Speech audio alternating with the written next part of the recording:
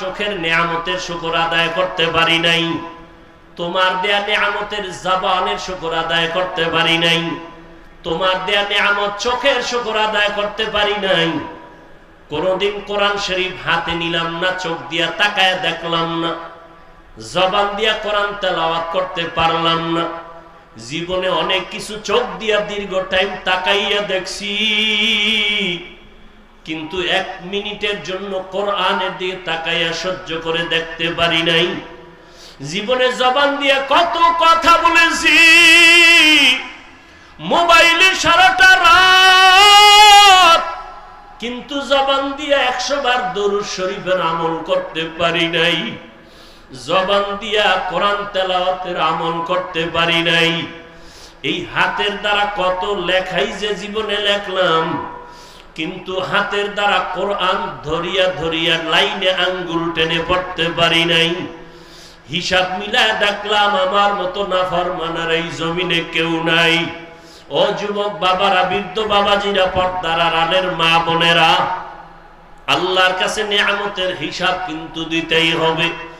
আল্লাহর দেওয়া নেয়ামত পাইলেন, আল্লাহর দেওয়া বাতাস বড় নেয়ামত, আল্লাহর দেওয়া পানি বড় নেয়ামত, সূর্যের আলো বড় নেয়ামত। সবকিছু ভোগ করলেন, শুকর আদায় করলেন না। আল্লাহর নবী দোয়া শিখাইছেন, যখন ঘুম থেকে তুমি উঠবা আলহামদুলিল্লাহ বলে শুকর আদায় করো। নামাজ আদায় করবা, সেজদায় গিয়া সুবহান রাব্বিয়াল আ'লা বলবা। আজকে ঘুম পাইয়া ঘুমাইলা, ফজরের আজান কানে আসলো, মসজিদে হাজির হতে পারলাম না। এখনো সময় আছে, তওবা করে নাও। কত আল্লাহর বান্দার খবর পাই, নিজেও নামাজে ফজরে যায় না, অনেক ভাড়াটিয়ারা যেতে চায়, গেটের চাবি দেয় না নামাজে যাওয়ার জন্য। ও হতভাগা কপাল পোড়া ঘরের মালিক, এখনো সময় আছে, পায়ে হাত রেখে বলি তওবা করে ফিরে আসো।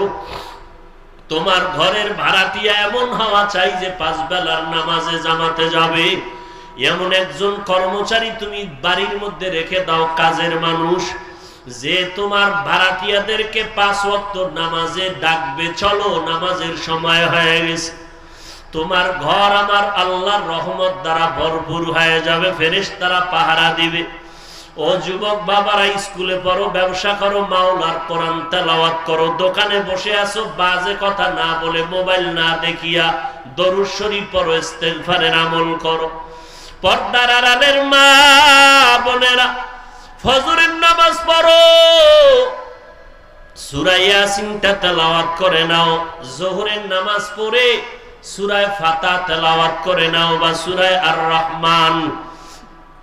আসরের নামাজ আদায় করে সূরা নাবা তেলাওয়াত করে নেন রে মা। মাগরিবের নামাজ আদায় করে সূরা ওয়াকিয়া তেলাওয়াত করেন। এশার নামাজের পরে মা সূরা মুলক তেলাওয়াত করেন। 5 বেলার নামাজে 5টা সূরার আমল। নবীজির মোহাব্বত নিয়া ওযু সহকারে নির্জনে বসিয়া কমপক্ষে 100 থেকে 300 বার দরুদের আমল করেন। ইনশাআল্লাহ আমি চ্যালেঞ্জ করে বলবো, আল্লাহ পাক যদি কবুল করেন, দরুদের আমলের বরকতে মুসিবত দূর হবে। মদিনার রওজা বাইতুল্লাহ যেতে পারবেন, অন্তত ঘুমের ঘরে আমার নবীর সাথে মোলাকাত হয়ে যাবে। এখনো সময় আছে, তওবা করে আমার আল্লাহকে মনে মনে ডাকেন। আমার আল্লাহ তো আপনার অন্তরের দিকে তাকায় আছে রে গুনাহগারেরা, কখন তুই একবার আল্লাহ বলিয়া ডাক দিবি, কখন তুই গুনার কথা স্মরণ করে 2 ফোঁটা চোখের পানি ছেড়ে কাঁদবি।